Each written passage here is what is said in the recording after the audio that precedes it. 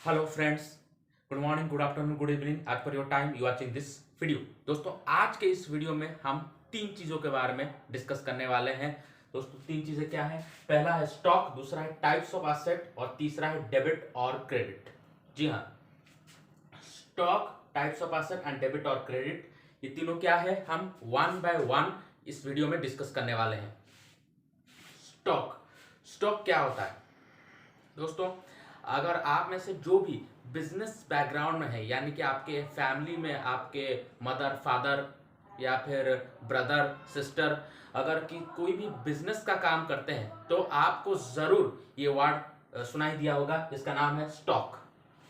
लेकिन अगर आप बिजनेस बैकग्राउंड से बिलोंग नहीं करते और किसी भी बिजनेस के साथ आपका कभी कोई ऐसा मतलब बस सामान तो आप हर बिजनेस से खरीदते हैं, जैसे कि ग्रोसरी दुकान के साथ आप हर हफ्ते जाते हैं, कोई वेजिटेबल मार्केट में तो आप हर हफ्ते जाते हैं। लेकिन अगर आप कोई भी मतलब ऐसे बिजनेस से डायरेक्ट या इनडायरेक्ट ऐसे कोई रिलेशन नहीं है आपका, तो ये वर्ड आपने बिल्कुल नहीं सुना होगा, ज्यादा फैमिलियर नहीं होंगे आप इस वर्ड के साथ, यानी कि ज्यादा बार आपने इस वर्ड को सुना नहीं होगा। लेकिन आप में से जो बिजनेस बैकग्राउंड से यानी कि जिनके फैमिली में बिजनेस किया जाता है, तो वो बहुत ज्यादा इस वर्ड को जानते हैं जिसका नाम है स्टॉक। अब ये स्टॉक होता क्या है मैं आपको समझाता हूं। आपने एग्जाम बहुत बार दिए होंगे, पहली क्लास से लेकर 10वीं क्लास, और अभी आप 12th क्लास में होंगे या फिर आप जिस भी क्लास में हैं, तो हर क्लास में दो मेनली एग्जाम होते हैं। एक होता है हाफ ईयरली, यानी कि पहले 6 महीने में जो एग्जाम होता है, और हर साल एक एग्जाम होता है जिसको कहा जाता है एनुअल एग्जाम। तो मेनली दो एग्जाम होते हैं। फिर 10th में प्री टेस्ट होता है, पोस्ट टेस्ट होता है, फिर उसके बाद बोर्ड एग्जाम होता है। तो इस तरह से 2-3 एग्जाम एक साल में एक क्लास में आपको देने पड़ते हैं। इस एग्जाम से होता क्या है? एग्जाम से होता यह है कि पता चलता है कि भाई आपने अपने सिलेबस का कितना हिस्सा कंप्लीट किया है, कितना हिस्सा पढ़ा है, कितना हिस्सा पढ़ करके आपको याद हुआ है, ये पता चलता है एग्जामिनेशन से।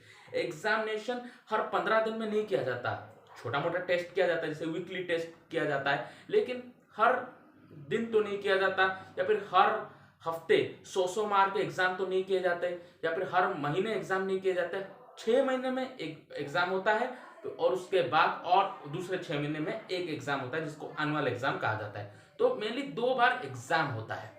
एग्जाम होता इसलिए है कि पता चले टीचर्स को, आपके पेरेंट्स को और आपको खुद को कि आपने कितना पढ़ा है। इस साल में आपने स्कूल आए, आपको किताबें दी गई, आपके लिए नोटबुक अरेंज की गई, आपने उसमें लिखा, और जो भी लिखा आपने वो कितना आपने याद किया है और कितना अच्छे से इस साल आपने पढ़ाई की है, वो आप पता चलता है आपके एग्जामिनेशन से और एग्जाम के होने वाले रिजल्ट से। ओके, तो उसी तरह से बिजनेस में जो भी सारे बिजनेस ऑर्गेनाइजेशन देखते हैं ना आप, जो कि आपको अपने घर के बाहर बहुत सारे बिजनेस ऑर्गेनाइजेशन नजर आते हैं, उन सारे बिजनेस ऑर्गेनाइजेशन का भी एक एग्जामिनेशन किया जाता है। जैसे आपका एग्जामिनेशन होता है, अपने स्कूल में होता था, उसी तरह से हर बिजनेस ऑर्गेनाइजेशन का भी एक एग्जामिनेशन होता है। उस एग्जामिनेशन को क्या किया जाता है? दरअसल उस एग्जामिनेशन को टेक्निकल टर्म्स में ऑडिट कहा जाता है। क्या कहा जाता है? ऑडिट कहा जाता है। हालांकि ये अभी आपके सिलेबस में नहीं है, ये आपको फ्यूचर क्लासेस में आपको पता चलेगा, ठीक है।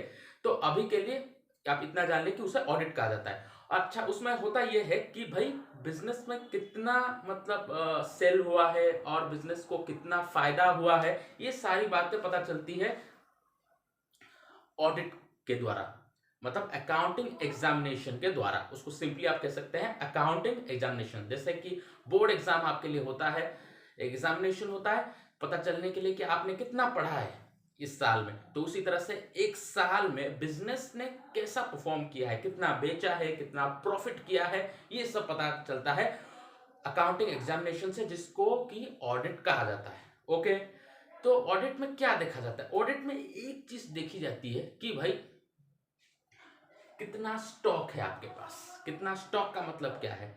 मान लीजिए कि भाई एक बिजनेस ऑर्गेनाइजेशन है, एग्जाम्पल हम लेंगे, मान लीजिए एक कलर की दुकान का एग्जाम्पल लेते हैं। कलर, कलर आपको अगर पता हो या नहीं हो, कलर बहुत वैरायटी के कलर होते हैं, जैसे कि एशियन पेंट होता है, बर्जर होता है, उसके बाद डिलॉक्स होता है।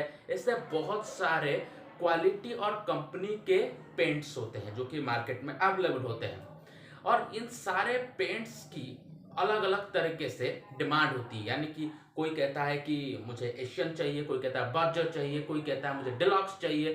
तो ऐसे बहुत सारे मतलब कस्टमर होते हैं, कंज्यूमर होते हैं। जैसे कि आप भी अगर कभी मोबाइल खरीदने गए होंगे किसी दुकान में, तो आप बहुत सारे उसमें ऑप्शंस होते हैं, बहुत सारे कंपनी के फोन्स होते हैं, जैसे कि वीवो हो गया, ओप्पो हो गया, सैमसंग हो गया, रेडमी हो गया, एमआई हो गया।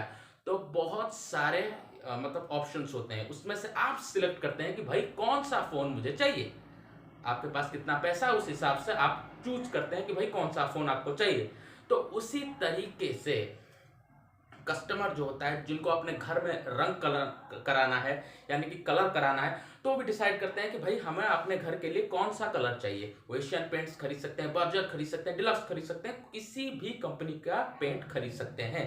ओके, तो उसी तरह से एक मतलब बिजनेस ऑर्गेनाइजेशन मान लीजिए है, आपने देखी भी होगी, जो कि पेंट्स का सेल करता है, और उन्होंने अपने मतलब गोडाउन में मतलब साल शुरू हुआ, जैसे कि आपका कोई साल शुरू होता है, आप 5th क्लास से प्रमोट होकर 6th क्लास में गए, तो साल शुरू हुआ। उसी तरह से बिजनेस का भी एक साल शुरू होता है जब उन्होंने बिजनेस को ओपन किया।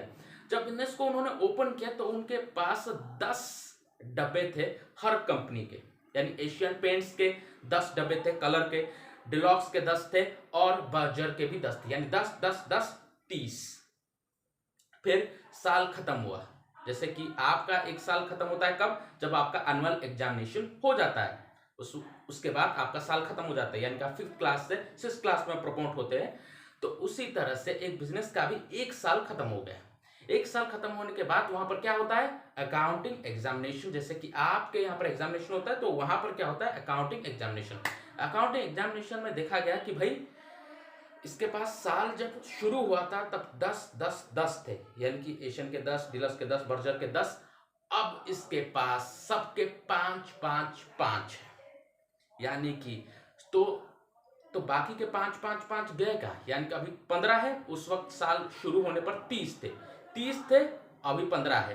तो बाकी के 15 क्या हुए हैं, तो बाकी के 15 जाहिर सी बात है क्या हुए होंगे, सेल हुए होंगे, क्योंकि बिजनेस ऑर्गेनाइजेशन था, वहां पर क्या होगा, सेल हुए होंगे, यानी कि लोगों ने उसकी दुकान से खरीदा होगा, 5 5 हर कंपनी के। तो 30 में से 15 चले गए और बाकी बच रहे हैं कितने, 15। तो उन 15 को क्या कहा जाता है, उन 15 को कहा जाता है स्टॉक। ध्यान दीजिए, साल खत्म होने पर जितना सेल हुआ उसको अपने दिमाग से भूल जाइए, क्योंकि वो सेल हो गया। उसी तरह से आपके एग्जामिनेशन में भी ये बात लागू होती है। आपके एग्जामिनेशन में ये कैसे लागू होती है, मैं आपको बताता हूँ। मान लीजिए कि एक सब्जेक्ट है इंग्लिश, ले लीजिए, या फिर इंग्लिश और मैथ ले लीजिए, 2 सब्जेक्ट है। इंग्लिश में आपने 100 में से 60 नंबर्स रखे हैं, 60 आउट ऑफ 100। वहीं पर इंग्लिश में आपने 60 आउट ऑफ 100 रखे हैं, और मैथमेटिक्स में आपने 90 आउट ऑफ 100 रखे हैं दोस्तों। जी हाँ, 2 सब्जेक्ट्स हैं आपके पास, एक है इंग्लिश, एक और मैथ है। इंग्लिश में आपने 60 आउट ऑफ 100 और मैथ में आपने 90 आउट ऑफ 100 रखा है।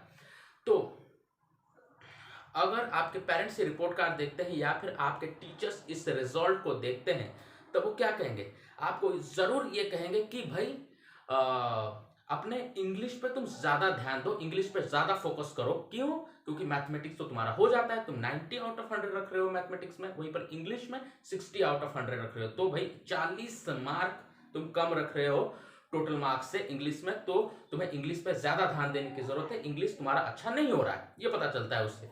तो उसी तरीके से अगर 30 टोटल डब्बे थे किसी बिजनेस ऑर्गेनाइजेशन में, 15 सेल हो रहे हैं, लेकिन 15 नहीं हो पा रहे हैं।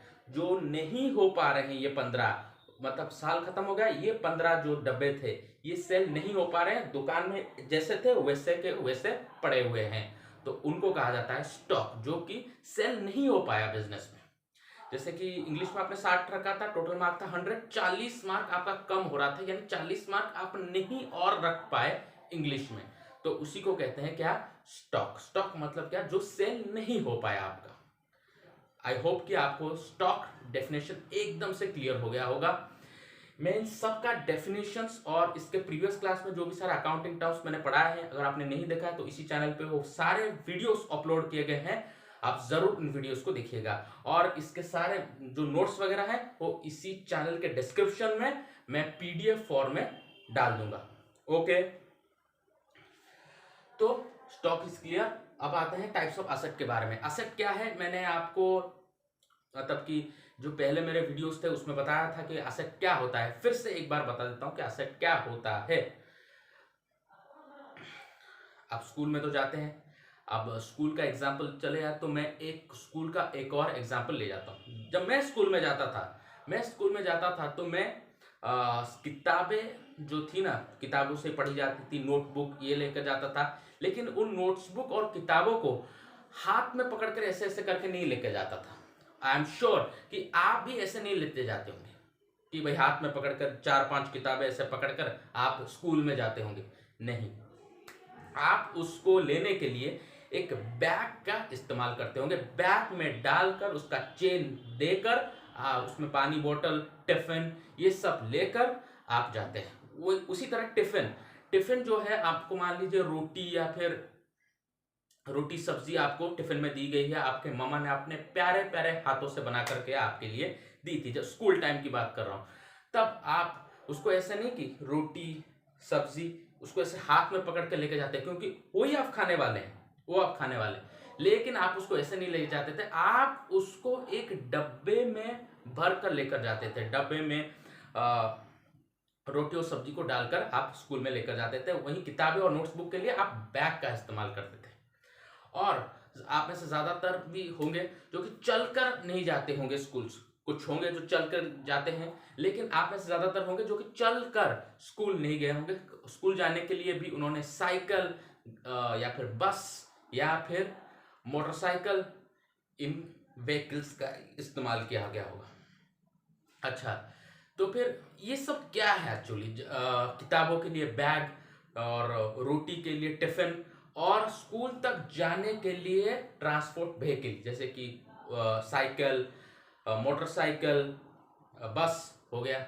ये सब क्या है? ये सब है कि आपको जो चीज चाहिए उसके लिए ये आपको हेल्प करते हैं। जैसे कि टिफिन बॉक्स से आपको कोई लेना देना नहीं है, टिफिन बॉक्स को आपको नहीं खाना है, लेकिन टिफिन बॉक्स की जरूरत है ताकि टिफिन जो है, मतलब आपका जो रोटी सब्जी है वो सही तरीके से मतलब सेट होकर रहे।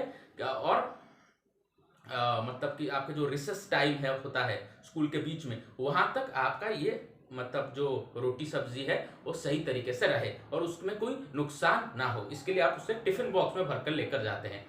तो सेम चीज यही जो टिफिन बॉक्स और बैग और बाइसाइकिल ये सब आपके लिए करता है, वही काम असेट आपके लिए करता है। वही काम असेट करता है आपके लिए नहीं, बिजनेस ऑर्गेनाइजेशन के लिए। किसी भी बिजनेस के लिए असेट वही रोल प्ले करता है, हेल्प करता है बिजनेस को चलाने में। देखिए, बिजनेस का सिंपल मतलब क्या है? अगर मैं किसी ग्रोसरी की दुकान के एग्जांपल लूं, जो कि आप भी बहुत बार गए होंगे, तो सिंपल क्या है भाई? आलू है मेरे पास, आपको आलू चाहिए, भाई आलू दे देना है आपको, और उसके कितने पैसे होते हैं वो पैसे ले देना है। ये सिंपल है। लेकिन इस सिंपल जो बिजनेस है, इसके लिए क्या मतलब आलू ऐसे मतलब नीचे गिराकर हम रखें कि भाई एक एक करके आप उठा के ले लो? नहीं होता। ग्रोसरी दुकान में बहुत सारी चीजें होती है, जैसे कि एक पंखा होता है, एक टेबल होता है, एक ड्रॉ होता है, फिर उसके बाद एक लाइट होती है, तो बहुत सारी चीजें होती है। इन सभी को कहा क्या जाता है? असेट कहा जाता है। क्या कहा जाता है? असेट कहा जाता है। क्यों? ये सब होने का कारण क्या है? ये सब कारण ये है कि भाई आपका जो बिजनेस है, बिजनेस बहुत अच्छी तरह से चल सके। अगर आप उसमें कुछ भी नहीं रखेंगे, मतलब कि कोई टेबल ही नहीं होगा, आलू जहां पर रखा होता है, जैसे कि वेट मशीन होती है ना, जहां पर कि आप आलू को क्या करते हैं, उसका जो वजन है वो मापते हैं, उसका सिस्टम नहीं हो तो आप उस दुकान में नहीं जाएंगे। मतलब आपको आलू से है, वहां पर आलू है लेकिन वहां पर बाकी कुछ नहीं, तो क्या आप उस दुकान में जाएंगे? बिल्कुल आप उस दुकान में नहीं जाएंगे। तो बस वही चीज असेट काम आता है। वहां पर जितने भी सारे वेट मशीन है, टेबल है, ड्रॉ है जहां पर वो पैसा रखता है, तो ये सारी चीजें क्या होती है, बिजनेस ऑर्गेनाइजेशन में एसेट है जो कि बिजनेस को चलाने में हेल्प करता है। जैसे कि आपके बैग, स्कूल बैग, टिफिन और बाइसाइकिल जो आपके लिए करते हैं स्कूल जाने और पढ़ने में। ओके, तो एसेट कितने टाइप के होते हैं? एसेट मुख्य 3 टाइप के होते हैं, fixed asset, current asset, fictitious asset. Fixed asset भी 2 तरह के होते हैं, tangible asset, intangible asset. Okay, तो पहले समझते हैं फिक्स्ड एसेट क्या है। फिक्स्ड एसेट का मतलब आपको नाम से पता चले, फिक्स्ड एसेट। फिक्स्ड एसेट का मतलब होता है जो कि फिक्स है। अब फिक्स्ड एसेट का एक अगर मैं एग्जांपल दूं आपको तो आप ऐसे समझ पाएंगे कि आपके स्कूल में जो सिलेबस होता है ना, जैसे कि मैथमेटिक्स का बुक हो गया या फिर कोई फिजिक्स का बुक हो गया, सॉरी फिजिक्स में कह रहा हूँ, या साइंस तरफ चला गया, मैथमेटिक्स हो गया, इंग्लिश हो गया, साइंस हो गया, तो ये सारे सब्जेक्ट्स के जो बुक्स होते हैं, ये बुक्स एक्चुअली हर साल में एक होता है, चेंज होते हैं हर साल, लेकिन एक साल के लिए कांस्टेंट रहता है। तो ये फिक्स्ड बुक इसे भी कह सकते हैं आप उस साल के लिए, क्योंकि उस साल में सेम रहता है। वहीं पर अगर आप किसी भी बिजनेस ऑर्गेनाइजेशन में जाए ना, तो वहां पर जो टेबल रखा होता है या फिर जो मशीन्स रखी होती हैं, वो मशीन 1 साल के लिए नहीं होती, वो 2, 4, 5 साल के लिए भी होती है। जैसे कि मान लीजिए आपका कोई साइकिल है, जिससे कि आप स्कूल जाते हैं, साइकिल आपने इस साल खरीदा, तो ऐसा मतलब नहीं कि आप अगले साल उसको बेच दे, ऐसा ज्यादातर नहीं होता। तो आप साइकिल को एक बार खरीदते हैं, फिर उसके बाद 2 साल, 3 साल, 4 साल उसको रखते हैं और उससे जहां जाना है उस साइकिल पर घूमते हैं, तो उसको क्या कहा जाता है? Fixed asset. फिक्स्ड का मतलब होता है ये फिक्स है, ये एसेट आपके लिए। आप उस एसेट के सहारे कहीं पर भी कभी भी जा सकते हैं और उसको 1 साल से ज्यादा समय के लिए अपने पास रखते हैं, उसको बोलते हैं फिक्स्ड एसेट। 1 साल से अगर ज्यादा समय तक किसी एसेट को आपने रखा अपने बिजनेस में, तब उसको कहा जाता है fixed asset. Okay, current asset क्या है? जिस एसेट को आप 1 साल के अंदर रखते हैं, 1 साल में उसको चेंज कर देते हैं।